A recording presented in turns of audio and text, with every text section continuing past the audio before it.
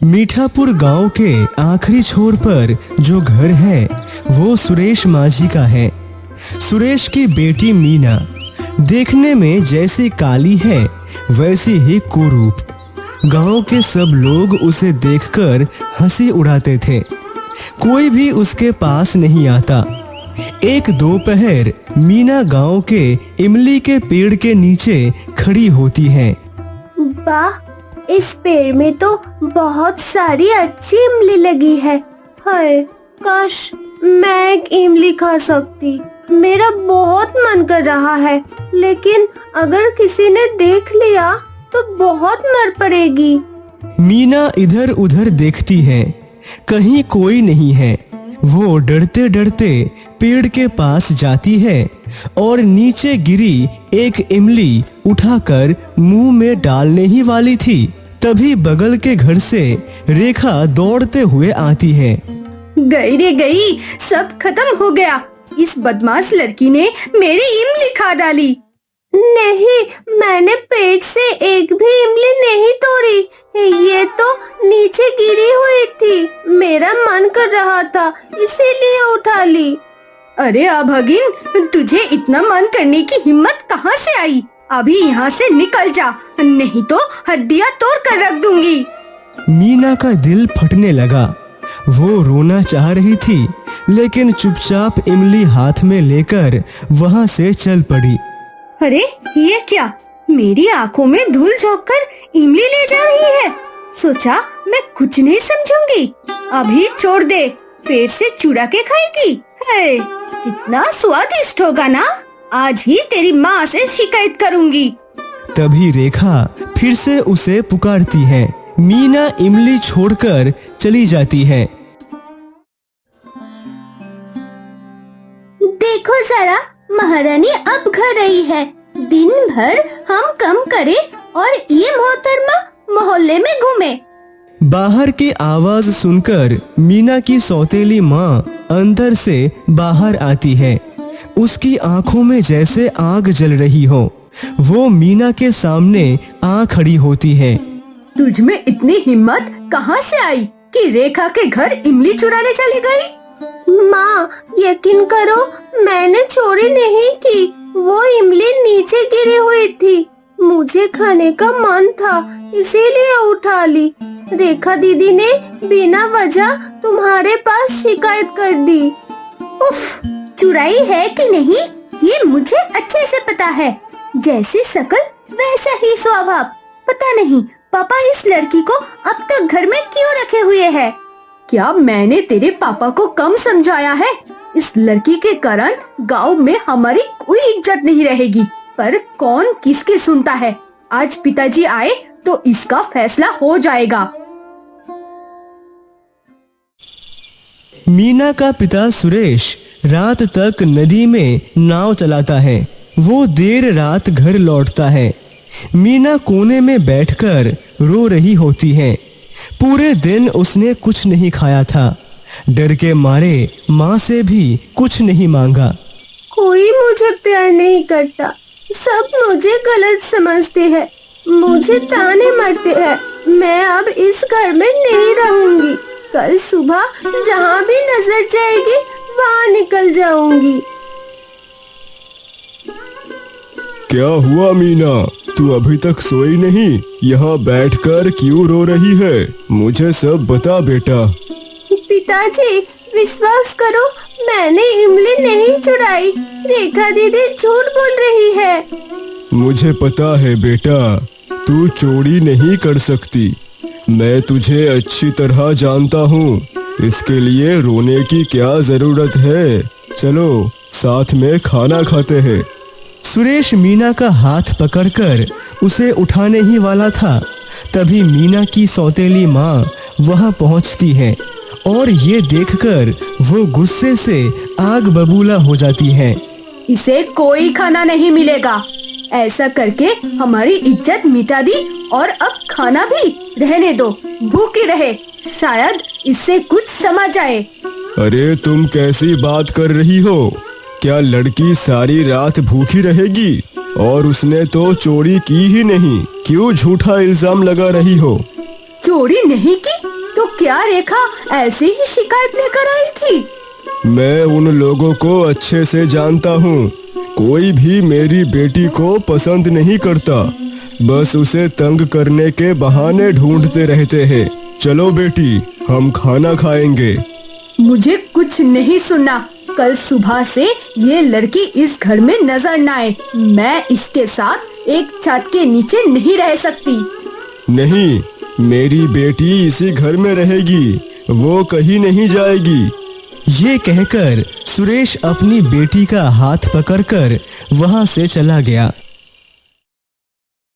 अगले दिन सुबह सूरज उगने से पहले ही मीना घर से निकल गई।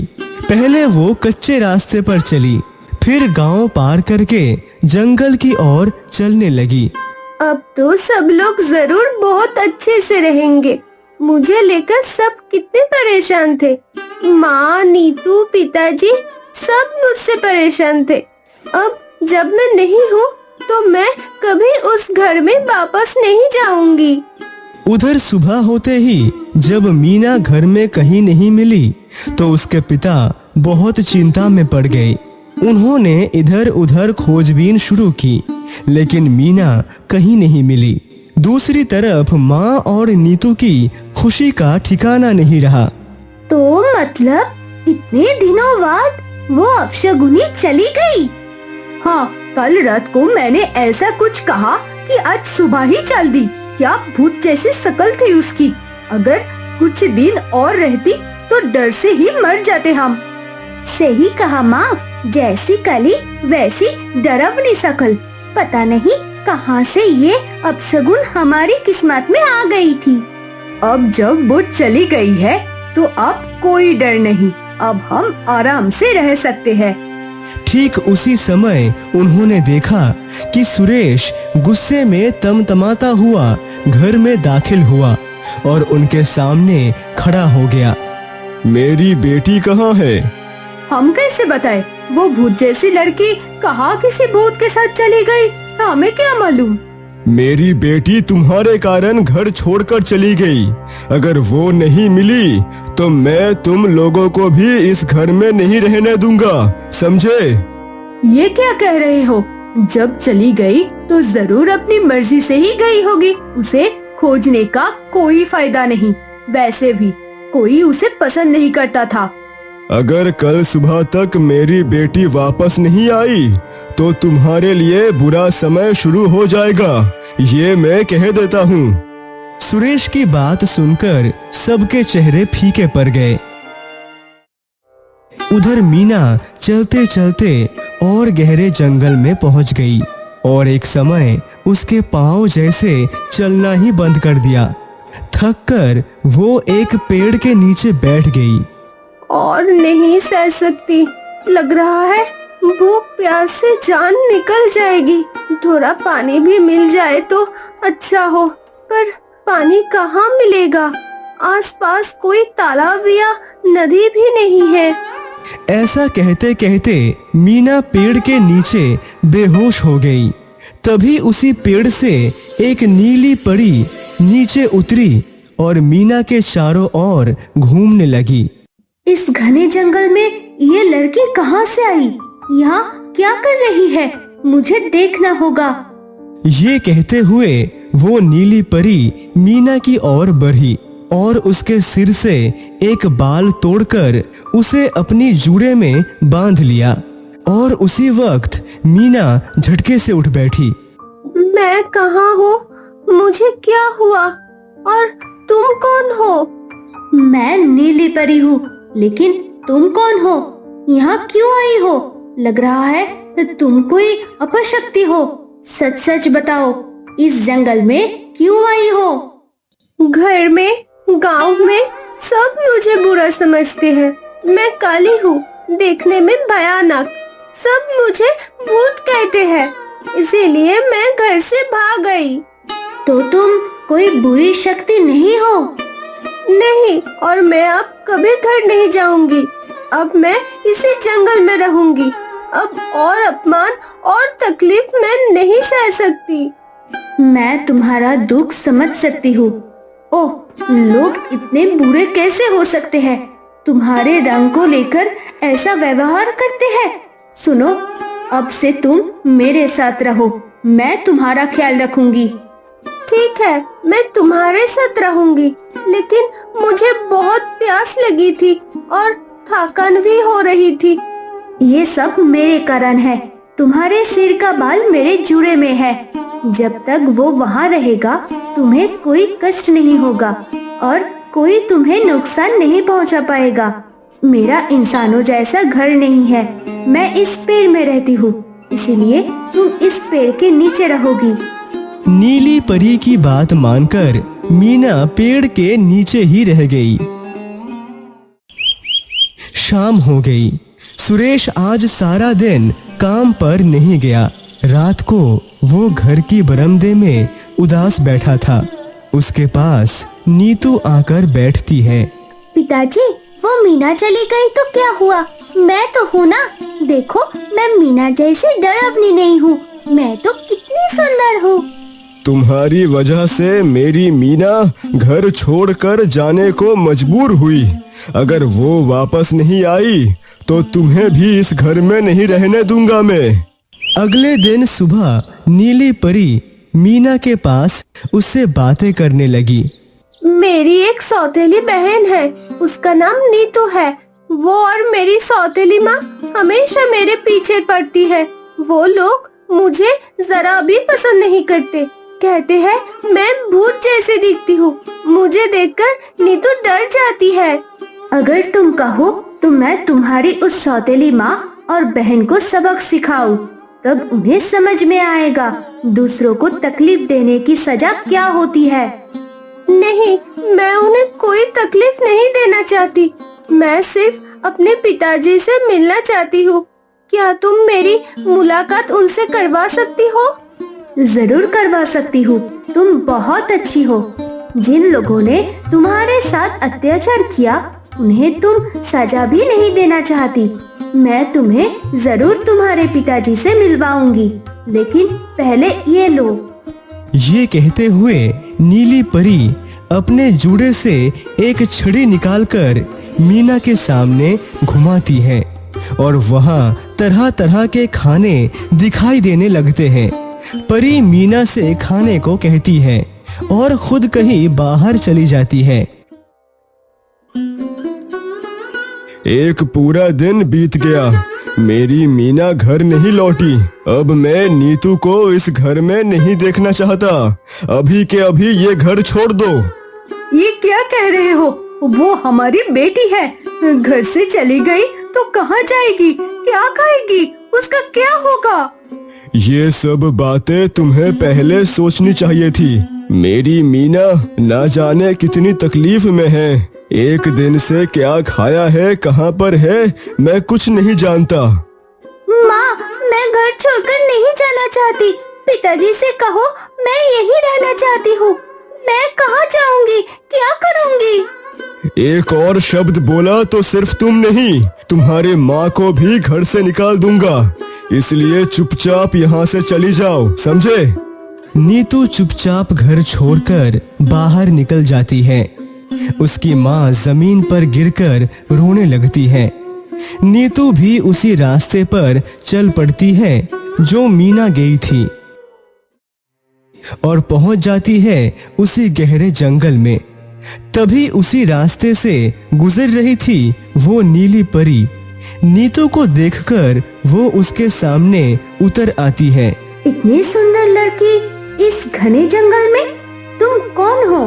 क्या करने आई हो यहाँ? मैं नीतू हूँ। मेरे पिताजी ने मुझे घर से निकल दिया है।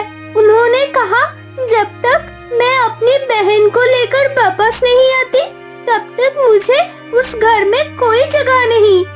तुम्हारी बहन का नाम क्या है और उसे लेकर वापस क्यों जाना है? वो कहाँ गई? मेरी बहन का नाम मीना है। असल में वो मेरी सौतेली बहन है। मैं और मेरी माँ ने मिलकर उसे घर से निकाल दिया। वो बहुत बदसूरत दिखती है, इसीलिए कोई उसे पसंद नहीं करता। मैं तो बहुत सुंदर दिखती हूँ, लेकिन वो बहुत ही भयानक दिखती है। लड़की की बात सुनकर वो नीली परी चौंक गई। वो समझ गई कि यही है मीना की सौतेली बहन जो उसके पास शरण लेने आई थी। अब तो इस लड़की को सबक सिखाना ही पड़ेगा। परी मन ही मन कुछ सोचने लगी। परी ने अपने सिर से वो जादुई छड़ी निकाली। जैसे ही उसने उसे नीतू के सामने घुमाया, उसके पूरे शरीर पर गहनों की वर्षा हो गई। ये देखकर नीतू अपनी आंखों पर विश्वास नहीं कर पाई। ये क्या हुआ? मेरे शरीर पर इतने सारे गहने? मैं सपना तो नहीं देख रही। नहीं, तुम सपना नहीं देख रही, ये सच है। क्या तुम मेरे साथ चलोगी तो तुम्हें और भी ढेरों उपहार मिलेगा। हाँ, मैं चलूंगी। मुझे अपने साथ ले चलो। मीना जहाँ है वहीं रहे। मुझे उसे लेकर अब घर नहीं जाना। उस शकल के साथ तो जीना ही पाप है। लेकिन एक शर्त है। मेरे पास एक लड़की है, तुम्हें उसकी सेवा करनी होगी। अगर तुम तैयार हो तभी मैं तुम्हें ले जा सकती हूँ। मैं तैयार हूँ। अगर मुझे इतने उपहार मिलेंगे तो मैं वो सब करूँगी जो तुम कहोगी। नीली परी नीतू को लेकर घने जंगल में गायब हो गई और पहुंची सीधे मीना के सामने। क्या मीना, तो यहाँ? तुझे कैसे पता चला कि मुझे इतने सारे गहने मिले हैं? अब आगे कहीं की तुझे देखकर ही घिन आती है। नीली परी, मुझे उस लड़की के पास ले चलो जिसकी सेवा मुझे करनी है। यही वो लड़की है, मैंने उसी की बात की थी। आज से तुम इसकी सेवा करोगी। जैसे मैं कहूँगी वैसे ही काम करना होगा। क्या मुझे मीना की सेवा करनी होगी? इस बदसूरत लड़की की? ऐसा कोई वादा नहीं था। तुम उसे बदसूरत नहीं कह सकती। शर्त के अनुसार तुम्हें उसकी सेवा करनी होगी। मीना को देखते ही नीतू गुस्से से जल उठी। नीतू के पास अब कोई चारा नहीं बचा। शर्त के अनुसार उसे मीना की सेवा करनी पड़ी। फिर कुछ दिन बीत गए। परी ने इन दिनों में नीतू से खूब काम करवाया। काम करते करते नीतू की हालत खराब हो गई। एक दिन वो परी पास नहीं थी। इस बदसूरत लड़की के लिए मुझे इतने दिन खटना पड़ा। दिन रात परी मुझे काम करवा कर मर रही है। आज परी नहीं है, यही मौका है। जैसे भी हो मुझे मीना को रास्ते से हटाना ही होगा। उस वक्त मीना पेड़ के नीचे सो रही थी। नीतू धीरे से उसके पास गई और उसका गला दबाने की कोशिश की। तभी अचानक नीतू का चेहरा बदल गया और वो मीना से भी ज्यादा डरावनी और भयानक दिखने लगी और मीना बन गई नीतू से भी कहीं ज्यादा सुंदर। ये क्या मेरे साथ क्या हो गया? मैं इतनी भयानक कैसे दिखने लगी? हाय राम, अब मेरा क्या होगा? और मीना, वो इतनी सुंदर कैसे हो गई? अब वो पहले जैसी बदसूरत तो नहीं रही। तुम मीना को नुकसान पहुंचाने आई थी, लेकिन तुम्हें नहीं पता था कि उसके बाल मेरी जुड़े में बंद है। जब तक उसके बाल मेरे पास रहेंगे कोई उसका नुकसान नहीं कर सकता। तुमने उसे नुकसान पहुंचाने की कोशिश की, इसीलिए तुम्हें सजा मिली है। मुझे माफ कर दो नीली परी, मुझसे बहुत बड़ी गलती हो गई। मैंने मीना के साथ बहुत अन्याय किया। मुझे उसे ऐसा नहीं करना चाहिए था। कृपया मुझे पहले जैसे बना दो। ये तुम्हारी सजा है। अब मैं मीना को कुछ देना चाहती हूँ। बताओ मीना, तुम क्या चाहती हो? जो मांगो मैं दूंगी। नीली परी, तुम बस मेरी बहन को पहले जैसे बना दो। मुझे और कुछ नहीं चाहिए। उसे ऐसी सजा मत दो। उसने अपनी गलती मान ली है। नीली परी मीना की बात टाल न सकी। उसने नीतू को फिर से पहले जैसा बना दिया। नीतू ने भी अपनी गलती समझ ली और मीना को अच्छे से जान पाई। नीली परी ने दोनों बहनों को ढेरों उपहार देकर घर भेज दिया। उनकी माँ ने भी अपनी गलती समझकर दोनों को फिर से घर में अपना लिया। गांव के सभी लोगों ने भी खुद को सुधारा और सब मिलकर सुख शांति से रहने लगे।